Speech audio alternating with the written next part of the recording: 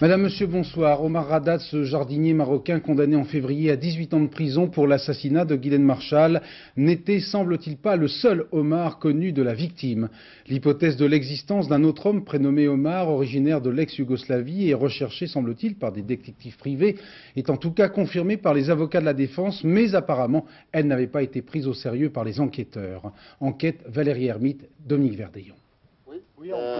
Pour M. Haddad, son fils est innocent. Aussi, l'existence d'un autre Omar dans l'entourage de Ghislaine Marchal n'est en soi pas une surprise. Ça vous fait quoi quand on dit qu'il y a un autre Omar, peut-être? C'est sûr, c'est l'autre Omar, c'est sûr, c'est pas peut-être, c'est sûr. Pour vous, c'est pas votre fils, c'est pas le bon Omar? Non, c'est le premier jour, il a dit ça. Omar m'a tué, 10 lettres qui ont amené les enquêteurs sur la piste du jardinier marocain qui travaillait entre autres chez Madame Marchal. Une accusation posthume, le coupable était tout désigné. Seulement, selon Libération, il existe un autre Omar. La police serait à la recherche d'une relation de la victime, originaire d'ex-Yougoslavie, et qui aurait quitté la France après le meurtre. Une piste que ne dément pas aujourd'hui les avocats d'Omar Haddad, qui restent néanmoins très prudents. Si un lien était établi entre la victime et ce second Omar, il est évident qu'il y aurait matière à remettre en cause les données d'une procédure. Mais pour l'heure, il est hâtif de tirer toute conclusion. Il ne faut pas sacrifier à la gesticulation, il faut demeurer dans le sérieux. Ainsi, le mystère Marchal s'épaissit de jour en jour. Seule certitude, c'est bien Omar Haddad qui a été condamné à 18 ans de réclusion criminelle. En tout cas, l'existence de cette nouvelle piste, si elle se confirmait, bien sûr, relancerait les spéculations sur une enquête qui avait abouti, Dominique Verdeillon, à un verdict très controversé. Oui, le 23 juin 90, par 2 fois, Ghislaine Marchal a écrit sur 2 portes « Omar m'a tué ». Aujourd'hui, dans ce dossier qui n'est pas un rebondissement près, nous nous trouvons devant un dilemme, un choix. Il y aurait 2 Omars dans l'entourage de la victime, le jardinier marocain et un ami originaire de l'ex-Yougoslavie. Ainsi, Omar Haddad serait-il à la fois victime d'une erreur judiciaire et d'une homonymie? Assurément, il y a un Omar de trop, les 2 sont peut-être innocents, mais l'un des 2 est en prison pour 18 ans. Ainsi, depuis le verdict, les pistes se multiplient, alors qu'il y a 4 mois, la justice, en condamnant le jardinier, mettait un point final à ce mystère. Aujourd'hui, chacun y va de sa contre-enquête, de son scénario. Mais qui mène les investigations? Pas la police, qui n'est pas saisie d'un dossier qui a été suivi tout au long de la procédure par les gendarmes. Actuellement, ce sont des détectives privés, des avocats et des journalistes qui se transforment en enquêteurs parallèles, en auxiliaires de justice de fortune, tentant ainsi de lever le doute sur une énigme, car à l'issue de l'instruction et du procès, trop de questions sont restées sans réponse. Et l'épisode d'aujourd'hui rajoute une interrogation à une liste déjà longue. Le 23 juin 90, Madame Marchal écrivait avec son sang par 2 fois « Omar m'a tué », mais de qui parlait-elle? Quand un petit juge belge emprisonne un grand patron français, cela fait des vagues. Didier Pinot-Valenciennes, le PDG du groupe Schneider, a passé sa première nuit dans la prison de Forest, dans la banlieue bruxelloise, où il a reçu hier soir la visite de l'ambassadeur de France. De très nombreux patrons français ont publié dès hier un communiqué commun de soutien à leurs collègues. Et Édouard Balladur a fait part au téléphone de sa surprise, entre guillemets, à son homologue belge. Didier Pinot-Valenciennes, et je vous le rappelle, poursuivi pour une plainte, d'ailleurs retirée par la suite, plainte déposée par les actionnaires minoritaires de 2 holdings de l'ancien groupe Ampin, racheté par Schneider à la suite d'une OPA. Le point avec Antoine Cormery. 1991, Didier Pinot-Valenciennes, le patron du groupe Schneider, est à l'honneur d'un hebdo français. 3 ans plus tard, les journaux belges font leur une sur son inculpation et son incarcération surprise. Pour la 2e nuit consécutive, Didier Pinot-Valenciennes, l'un des plus puissants patrons français, va dormir derrière les barreaux d'une cellule individuelle de cette prison bruxelloise où il a déjà reçu hier la visite de l'ambassadeur de France. Le juge belge Van Espen, qui l'a mis en prison, reproche au patron de Schneider de nombreuses irrégularités dans la gestion de 2 sociétés qui se seraient faites au détriment d'actionnaires minoritaires. Pour l'entourage du patron français, son incarcération est complètement disproportionnée. Il y a une certaine propension chez les juges d'instruction européens en ce moment à mettre ce qu'ils croient être du gros gibier en prison. On l'a vu en Italie, on l'a vu aussi en France. Il y a une certaine chasse à l'homme quand l'homme paraît important. Alors la justice doit être la même pour tous, bien évidemment, mais quand il s'agit d'entreprises qui représentent des dizaines et des dizaines de milliers d'emplois et qui ont des concurrents qui sont prêts à utiliser toute faiblesse pour se positionner par rapport à eux dans de meilleures conditions, eh bien, c'est toujours un peu gênant. L'affaire, qui a fait grand bruit dans le milieu plutôt feutré de la haute industrie, est même montée au plus haut niveau de l'État. L'Élysée a fait part de son étonnement et Édouard Balladur a téléphoné à son homologue belge. Mais dans cette procédure, le juge d'instruction est seul maître et s'il ne modifie pas sa position, la détention provisoire ira à son terme, c'est-à-dire mercredi, soit 5 jours de mise au secret. Environ 20 à 25 000 personnes ont défilé aujourd'hui à Paris dans le calme pour dire leur ras-le-bol du chômage et de l'exclusion. À la tête de cette manifestation, 150 marcheurs partis des 6 coins de l'Hexagone début avril. Reportage Jean-Claude Alanic, Jean-François Chevet.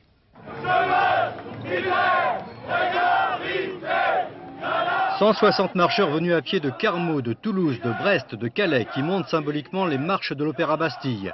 Ligne d'arrivée pour cette première marche nationale contre le chômage et point de départ du défilé qui a rassemblé entre 20 000 et 40 000 personnes entre la Bastille et la République. Un succès pour les organisateurs du collectif AC qui s'était donné pour but de réunir les chômeurs, les exclus et les salariés derrière un seul slogan « Assez du chômage ». Je suis au chômage, premièrement, depuis un certain bout de temps quand même. Et j'ai pas mal d'amis concernés, même dans ma famille, et je trouve que c'en est assez, quoi. Et moi je suis instituteur, donc je risque pas grand chose. Mais moi je suis très inquiet parce que dans mon entourage, il y en a partout des chômeurs. Et les enfants qu'on a dans les écoles, qu'est-ce qu'ils vont faire plus tard ? Une soixantaine d'associations avaient appelé à cette manifestation, mais du côté des syndicats, seule la CGT était représentée au niveau confédéral. Discrétion encore plus grande des partis politiques, les leaders ont brillé par leur absence. Il faut dire que les manifestants n'ont épargné ni les responsables politiques de la droite, ni les responsables politiques de la gauche. Dans 15 jours, les élections européennes, 20 listes ont été définitivement enregistrées pour ce scrutin, record battu. En 79, il y en avait eu 11, 14 en 84 et 15 en 89. Remous en Italie à la suite de l'entretien accordé par Silvio Berlusconi au Washington Post, dans lequel le chef du gouvernement italien affirme qu'à ses débuts, Mussolini avait réalisé de bonnes choses, même si plus tard, bien sûr, il a pris des libertés et mené le pays à la guerre. Fin de citation. En Grande-Bretagne, le chef du gouvernement a lui aussi déclenché une véritable tempête politique en décrivant dans une interview à un quotidien londonien les mendiants comme une horreur et une nuisance. À Londres pour France 2, Christian Marimono. Trop de mendiants dans les rues, estime John Major, le Premier ministre britannique. Au cours de sa campagne européenne, il a fait cette surprenante déclaration à un journal local. Aujourd'hui, dans sa circonscription, il a confirmé ses propos. Je ne pense pas que la mendicité soit justifiée ni nécessaire.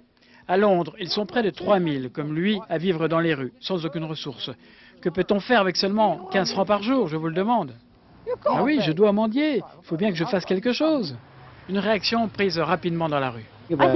C'est une honte. Je ne pense pas que Major aurait dû dire cela.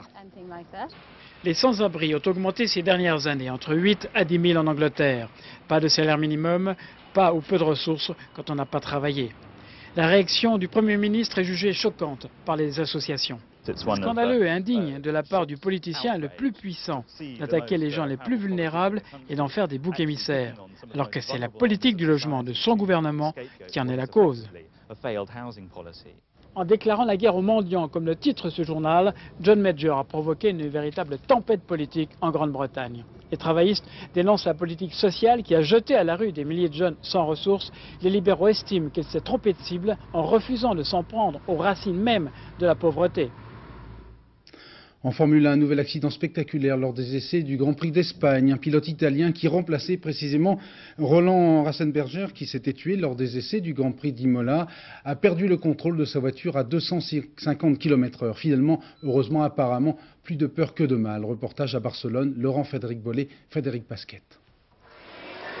L'image qu'on aimerait ne plus voir, une épave sur la piste, un pilote touché, c'était ce matin lors des essais libres. Andrea Montermini, en dérapage sur l'herbe à 200 km/h, la Syntec Ford part directement contre le mur et se pulvérise.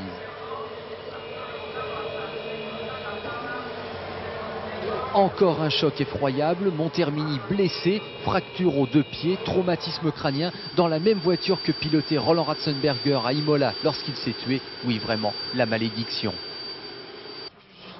Je dois vraiment vous dire, moi je croyais pas que...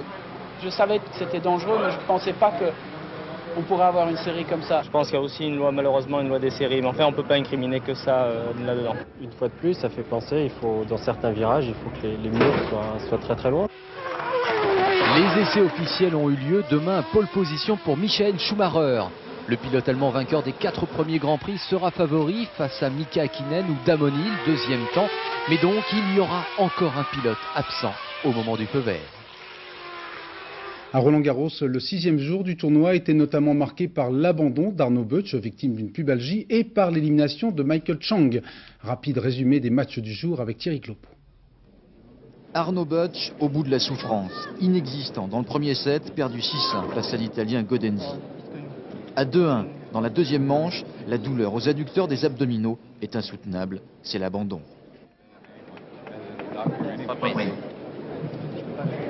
Il n'y aura donc qu'un seul Français en 8e de finale, Olivier Delettre, qui jouera demain contre l'Américain Jim Courier. Côté française, c'est au bonheur des dames, avec 3 qualifiés pour les 8e. Marie Pierce, la numéro 1, c'était hier.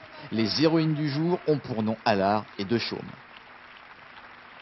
La Palme d'Or, tout d'abord pour Julie Allard, tata flingueuse à 24 ans, qui a dessoudé en 2 petits sets expéditifs la 9e joueuse mondiale, Lindsay Davenport.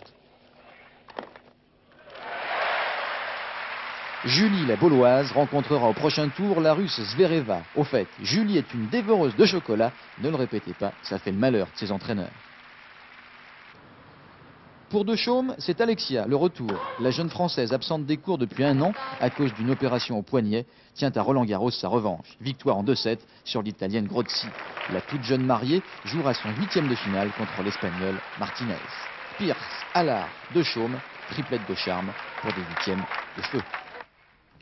Dans une petite demi-heure, retransmission en direct sur France 2, en direct du parc de la finale du championnat de France de rugby, qui opposera, vous le savez, le Stade Toulousain, qui brigue son 11e titre à l'AS Montferrandaise, qui disputera sa 4e finale et qui espère bien, pour la première fois, ramener en Auvergne le fameux bouclier de Brennus.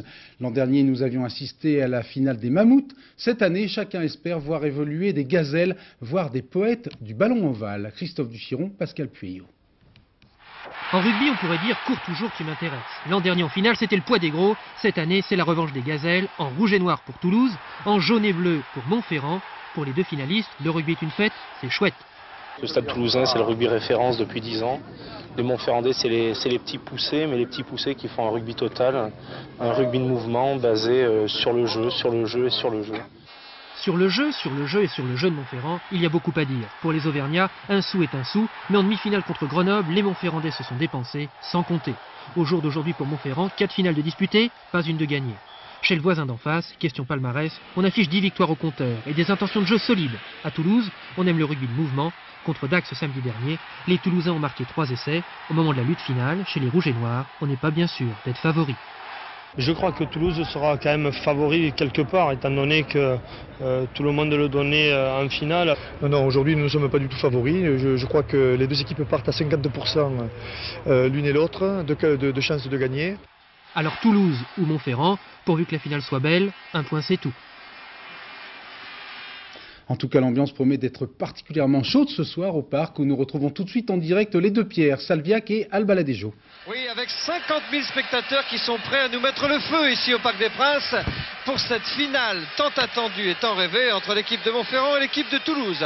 Et dans la tribune officielle du Beau Monde, puisque le président Mitterrand remettra le bouclier pour la 14e fois de sa carrière présidentielle, il y aura même dans la tribune officielle l'ancien président Valéry Giscard d'Estaing, qui ne l'oublions pas est d'origine montferrandaise puisqu'il est de Chamalières. Je vous signale aussi qu'en levée de rideau, les cadets de Massy viennent de battre pour le titre de champion de France les cadets de Narbonne et Pierre Albaladejo. Puisque nous en sommes à parler de l'événement de ce soir, c'est une affiche rêvée, mais est-ce que l'affiche sera à hauteur de ce qu'on espère, vu qu'il y a quand même l'enjeu? On peut toucher du bois parce qu'effectivement l'enjeu est énorme. Et puis ces 2 équipes ont été tellement formidables pendant les 2 demi-finales, autant Montferrand que le Stade Toulousain. qu'on est là en train de se bercer, de se berner un peu, en pensant que ça va être une fête énorme. Alors, soyons prudents, on le souhaite tous. Ils ont les moyens, les Montferrandais et les Toulousains, d'être brillants, de faire une grande fête de cette finale. Mais vous savez, le jeu appartient aux joueurs. Alors, attendons le coup d'envoi et on jugera sur pièce. Alors, à tout de suite pour le coup d'envoi et la cérémonie protocolaire. Et à demain pour le résumé de la finale avec la millième de Stade 2, bien sûr. Absolument, merci Pierre, rendez-vous tout de suite. En effet, nous allons tous fêter demain à 18h10 très précisément et très dignement la millième de Stade 2. En attendant, nous proposons une édition spéciale.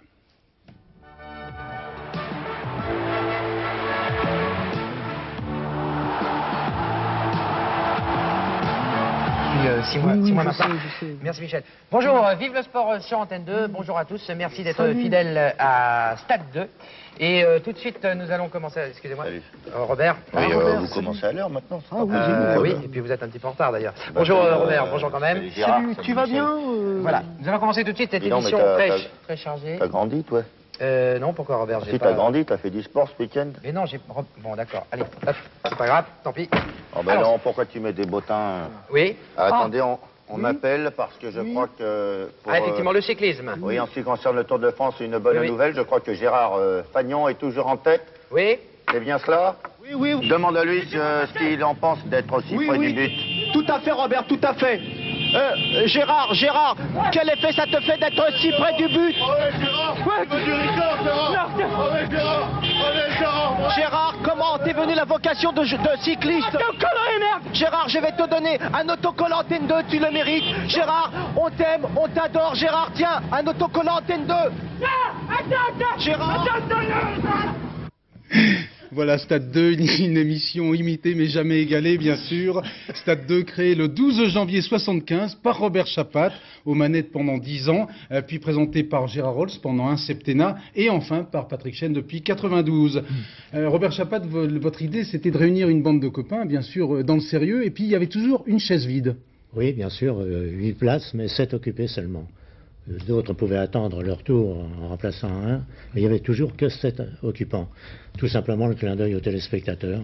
Dans les cafés des sports, tout le monde aime bien parler sport. Là. On invitait quelqu'un à venir, symbolique. Et puis ça, c'est la seule émission au monde qui se diffusait dans un hall avec un décor dont on peut discuter l'esthétique. Oui, c'était pas l'essentiel. Alors Patrick Chêne, demain donc édition spéciale pour cette millième à 18h10 avec beaucoup d'invités prestigieux et puis des rétrospectives, le bêtisier. Oui, on va voir plein de choses. C'est une émission un peu particulière, j'ai l'impression d'être plus spectateur qu'acteur demain parce que, imaginez, c'est comme si, moi j'ai Chapat avec moi, c'est comme si vous aviez, je sais pas, Georges Decaune ou Claude Darget avec vous. Donc c'est quelque chose de particulier, beaucoup d'émotions, puis on va vous montrer qu'on sait rigoler, mais qu'on sait aussi faire de l'info, faire des sports, et demain il y aura aussi de l'info, mais surtout de l'émotion, et avec Robert à nos côtés bien sûr. Alors sur France 2, c'est Réveillon le 28 mai, Jean Réveillon, vive le sport. Je pourrais vous demander vos projets, mais vous me répondrez, ça ne vous regarde pas. Nous en avons beaucoup pour l'été. Vive le sport, c'est aussi Gérard, on lui fait un petit clin d'œil parce qu'il est au boulot à Roland-Garros. Non, moi simplement, vous savez, je ne participe pas à Stade 2, c'est plutôt les contrats, les négociations, etc. Mais je veux vous dire simplement que chaque lundi matin, la conférence de rédaction de Stade 2 se tient dans mon bureau parce que c'est le bureau du chef, c'était celui de Robert, il est un peu plus grand que les autres, et l'ambiance y est vraiment formidable, c'est toujours un très bon moment cette conférence de rédaction. Ah oui. Raphaël Ladas-Lebel, bonsoir, directeur général de France 2. Alors je me fais l'interprète de mes petits camarades, ils aimeraient bien que le budget de l'émission augmente un peu. Ce soir, je suis surtout là pour montrer que l'ensemble de la chaîne est associé à la millième de Stade 2, qui est une magnifique réalisation et qui montre que France 2, c'est non seulement la chaîne du sport, mais la chaîne des sports, de tous les sports. Merci messieurs, si tout se passe bien, nous allons retrouver en direct de Roland-Garros Lionel Chamoulot, qui en principe a lui aussi quelques confrères autour de lui. Lionel ? Eh ben oui, parce que toute la jeune classe est là aussi, parce qu'on a été presque tous engagés par Robert Chapat, il y a Patrick Pontier, il y a Claude Aymar, et puis il y a Patrice Dominguez qui représente ici le tennis, et il y a la chaise vide à côté, on a gardé la tradition de Robert, c'est celle de Jean Paulot ou d'Henri Lecomte qui doivent nous rejoindre dans un moment, et ici, ce qu'on se dit qui est un petit peu embêtant pour demain, c'est qu'on va fêter la millième de Stade 2, et on va le faire bien, parce que généralement dans le sport, dans le milieu du sport et du journalisme, on sait faire, mais c'est qu'après il faut tenir encore une semaine ici, donc il faudra être peut-être prudent, hein, Patrick, demain. Oui, c'est sûr, mais enfin, c'est tellement extraordinaire pour nous de connaître ce millième numéro, nous qui n'avons pas énormément d'ancienneté dans cette affaire. C'est vrai que je pense à plein de choses, à Christian Quidé aussi, qui personnellement, moi, m'a fait rentrer, je l'oublie pas. Et puis à tous ces sujets, à tous ces reportages, à ceux qui sont plus là aussi, Dominique Duvauchel, par exemple, qui a disparu. C'est vrai qu'il y a quand même un brin d'émotion, un brin de nostalgie. Je sais pas ce que tu en penses, Claude. Si, c'est vrai. Moi, ce que je voudrais dire, c'est que sur les tournages, sur le terrain, on rencontre énormément de gens qui nous demandent est-ce que l'ambiance de Stade 2 est celle que l'on voit à la télévision? C'est la question. Ben, la réponse est oui, c'est vrai, ça marche bien. Il y a des petites tensions, des petits tiraillements, mais ça marche bien, c'est une vraie équipe, je crois. Et Patrice, en tant que téléspectateur, parce que vous ne participez pas toujours à Stade 2, vous regardez plutôt. Oui, mais ce que je trouve extraordinaire dans le principe de l'émission, c'est qu'elle rassemble tous les sportifs, et elle rassemble les hommes, les femmes, les enfants, les grands-parents. Chacun y trouve le sport de son choix. Et c'est très important parce qu'on dit toujours, bon, ben, le foot, les femmes ne regardent pas, le rugby, oh, ça ne les intéresse pas, ou vice-versa. Là, finalement, voilà. tout le monde Nous avons avec nous un magnifique gâteau et je suggère aux pâtissiers qui ont fait la gentillesse de nous l'amener de se faire régler tout de suite par le directeur général parce que c'est lui qui fait le chèque, sinon ils n'auront jamais règlement de la facture. Voilà, donc je rappelle, demain, 18h10, spécial 1000e Stade 2 avec plein de documents, plein d'invités. Et Bruno Mazur devant son écran comme chaque dimanche. Etc. Je n'ai plus le temps, ce journal est terminé. 23h35, le dernier journal en compagnie de Catherine Sellac. À demain à 13h. Excellente soirée à l'écoute de France 2 et de Stade 2. Merci Bruno. Merci.